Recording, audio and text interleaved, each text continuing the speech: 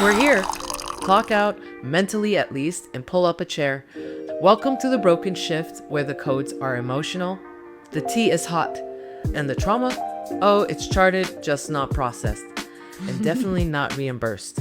I'm Nat, and when it gets deep, like grab your crystals and call HR kind of deep, that's when Natalie Michelle shows up.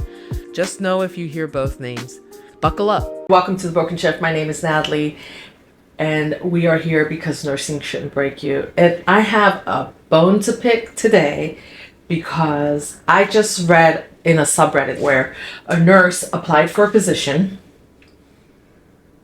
at a facility outside of where she lives. So she had to relocate for this job. They wrote her a job offer. She signed it. She got to the new city, wherever this hospital was. And of course, she didn't put it there because I think she was still trying to work out this situation. And she got there, rented an apartment to live in, signed a lease, and then got to orientation day one.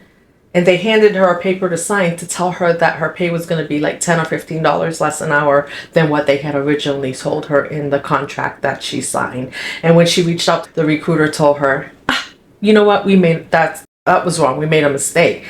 And so she was left basically made to make a decision of whether or not she's going to stay. But you know what the kicker is that now she has a lease that she's contractually obligated to, right? And they're not giving her enough money to pay her rent. And I just made a video about an LPN who is unable to make ends meet. How do you do this? How does a facility get away with this? And the worst part about this is that within the comments of the subreddit, nurses were writing that they've seen this before. They've seen the bait and switch. And so I think I want you nurses, any nurses that see this, to please drop the name of the facility in the comments. Drop your story and the name of the facility in the comments so that other nurses can see, because I think it's absolutely horrible. We go to nursing school. Why? Oh, because we thought we could make more money, right? We thought we would at least be able to make ends meet. And we're finding that nurses can't make ends meet. They are abused. They're tired, they're sick, overworked from the shifts that they're working. Funding is being cut. So some nurses now are losing their jobs. And now you're going to tell me that facilities are doing bait and switch on the pay that they're offering?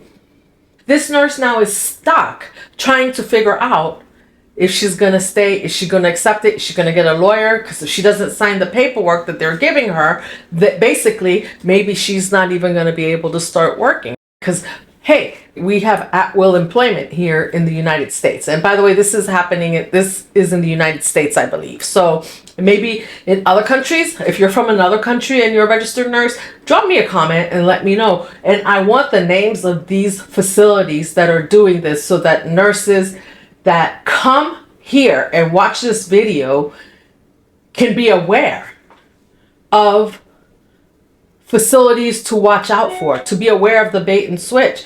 Because heck, of course you have to get an apartment before you start working, right? You have to sign a lease and get an apartment.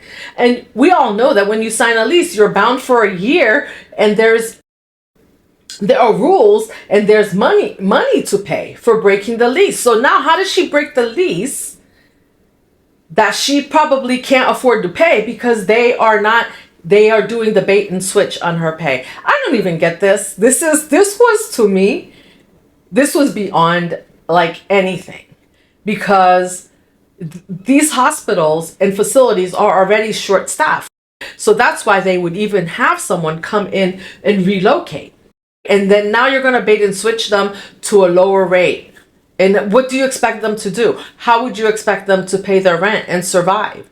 I'm such at a loss right now. I've never personally experienced bait and switch, but I also haven't worked in a facility. But if this is how facilities are getting people to come in, how do they expect to keep anyone? So now, not only are you overworking your staff, You're not protecting them when they're getting abused, and then you're bait and switching on the money, and you're getting them to relocate and come to your city, and then not offering them adequate income to pay their bills. You made an offer. Shouldn't that offer stand? And yes, the nurse could probably sue. She has a legal case. But what does she do in the meantime? That's the thing. What does she do in the meantime? This is terrible. Drop me a comment. Like I said, I want every nurse who has experienced this or who knows someone who's experienced this, drop the name of that facility, because the nurses deserve to know where this is happening so that they're not applying or they're making an informed decision when they do apply to these facilities, because this is bullshit. All right. I will see you in the next one. Thank you for joining me on The Broken Shift. My name is Natalie. I'm signing out. Check you out later. See you later. It's not just a podcast. It's a break room for your spirit, a shift debrief for your soul, a place where you can say, damn, I thought it was just me. It's not just you. You're not alone. You never were. So welcome to The Broken Shift. Let's talk about it.